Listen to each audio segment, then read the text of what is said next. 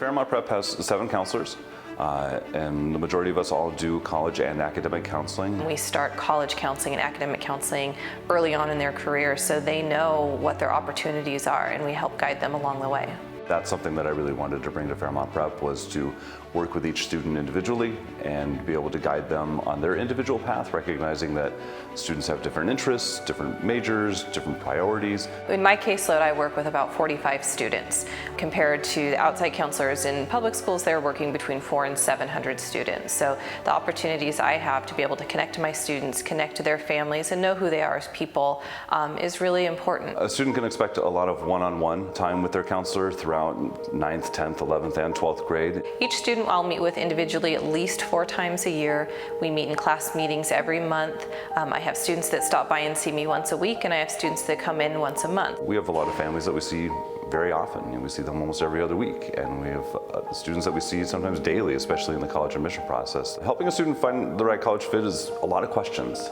Sitting with them and getting to know them over the period of a couple of years typically, and then asking them what their priorities are. What is it that they want to study? Where do they want to go? Helping them understand what the differences are between a larger institution and a smaller institution, what some of the benefits are to both, what maybe some of the drawbacks could be. We sit down with each family and we start a 4-year plan. And really that 9th grade year is a really concrete year. So we sit down and we talk about what Fairmont requires for graduation, what the state of California requires, what colleges are looking for in applicants.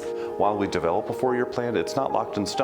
A student may come back after having taken some classes freshman year and have decided, well, that was interesting, but it's not the way that I want to go. And that's encouraging students to try new things, whether that's debate or decathlon or a wide variety, visual performing arts, something that is kind of interesting but might be kind of scary because it's new. We talk about that this is the time to do those things. So counselors take care of applications, college applications, the letters of recommendation from the teachers, from the counselor.